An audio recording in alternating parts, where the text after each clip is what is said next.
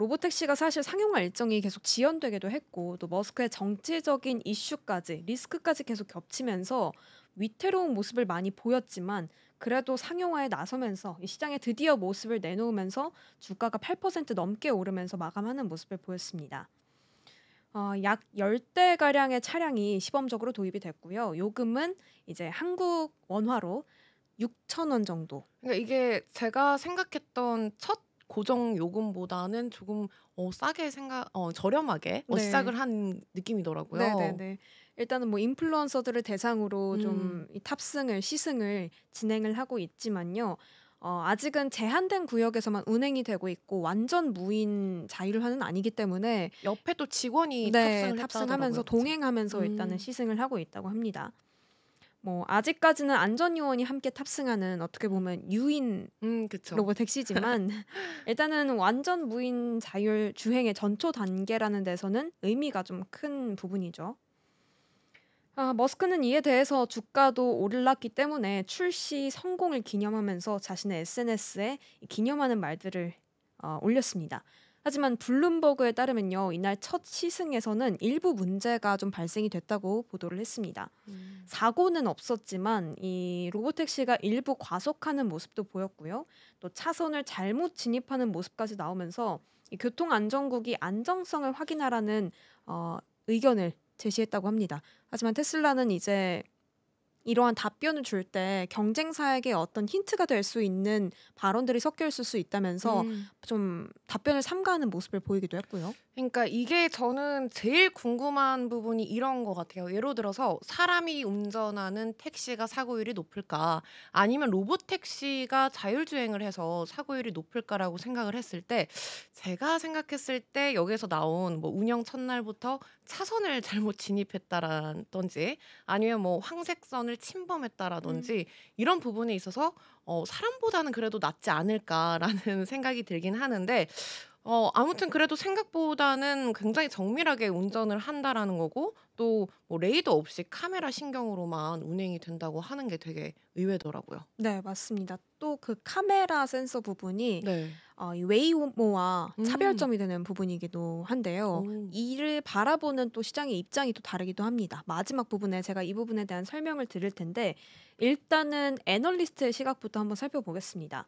낙관적인 분석과 또 신중한 분석으로 나뉘고 있는데요. 일단은 보수적으로 보는 쪽에서는 이미 이 주가는 로보택시의 기대감을 선반영한 상태다.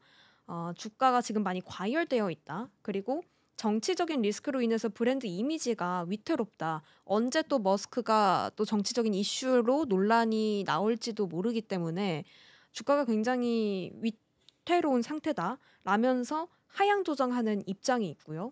또 반대로 낙관적인 쪽에서는 이제 시작이다라고 보면서 뭐 $500까지 굉장히 크게 오르는 입장도 있습니다. 뭐 특히 웨드부시 된 애널리스트는 황금기 문을 이제 연 거다라고 말하기도 했고요. 2026년까지 주가가 $500까지 갈 수도 있다는 분석이 나오고 있습니다.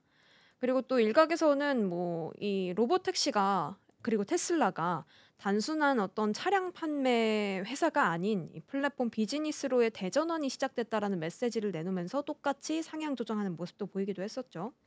그만큼 뭐 장기적인 가치에 집중을 해야 된다라는 입장들이 상향 조정하는 쪽에 속해 있는 것 같습니다.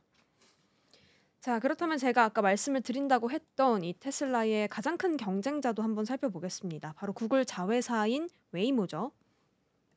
웨이모 같은 경우에는 테슬라와 다르게 이미 주요 도시에서 상용화를 이미 진행하고 있습니다.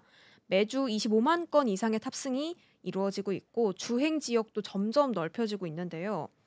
일단은 테슬라와 다른 점은 완전 무인 상업 운행까지 완료를 한 상황이다라는 게 차별점입니다.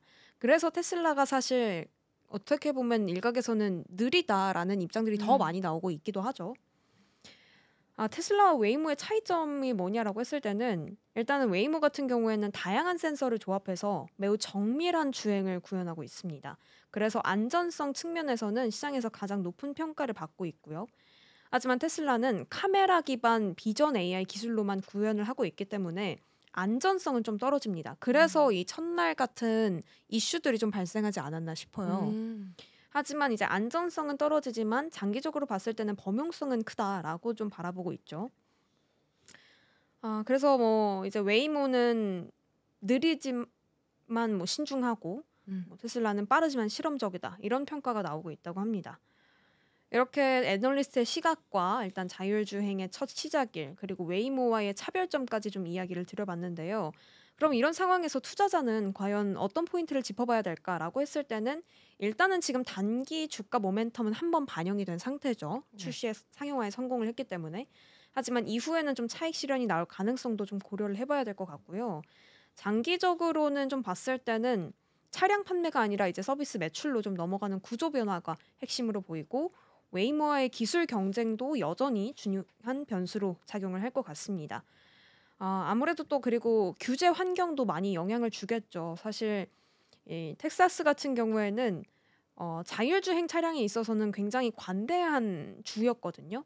하지만 이번에 테슬라의 상용화 시작과 함께 이 규제 법안을 조금 더 엄격하게 하는 법안에 서명을 했기 때문에 테슬라에게 과연 이 부분이 또 어떤 영향을 줄지, 어떤 압박으로 작용할 것인지도 계속 지켜봐야 하는 상황으로 보입니다.